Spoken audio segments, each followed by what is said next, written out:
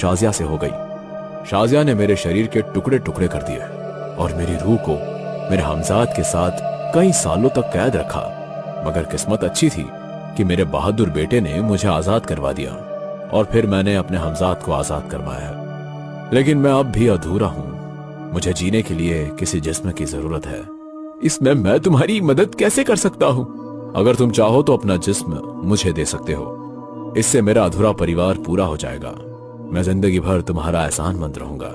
चलो, अगर मेरा जिस्म पाकर तुम अपनी बीवी और बेटे से मिल सकते हो तो ये नेक काम भी मुझे मंजूर है। लेकिन उससे पहले मैं तुम्हारी बेगम और बेटे से मिलना चाहता हूं। हाँ, क्यों नहीं? हमजाद, हमें घर ले चलो।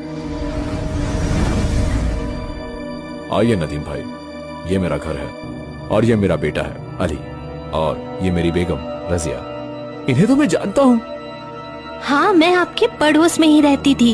हाँ, मैंने सुना था कि तुमने किसी का कत्ल कर दिया था, फिर तुम्हें हिरासत में लिया गया था, पर फिर तुम्हें रिहा करवा दिया गया था।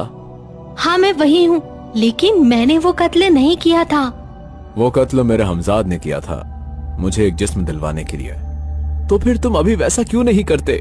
तुम तो किसी का भी कत्ल करवा सकते हो। नहीं नदीम भाई, अब मुझे समझ आ गया है कि बेगुनाह और मासूम लोगों का कत्ल करके उनका जिस्म हासिल करना मेरी सबसे बड़ी गलती थी। उस वक्त मेरे जहन पर शैतान सवार था, लेकिन अब मैं वैसा नहीं चाहता। मैं किसी ऐसे इंसान की तलाश में हूँ जो अपनी मर्जी से मुझे अपना जिस्म देने के लिए राजी हो, क्योंकि अब मुझे रूह की तरह भटकना मंजूर है, मगर गुनाह का बोझ उठाना नहीं।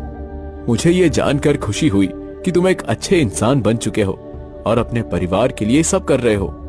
मैं तुम्हें अपना जिस्म देने के लिए तैयार हूं। मुझे कोई तकलीफ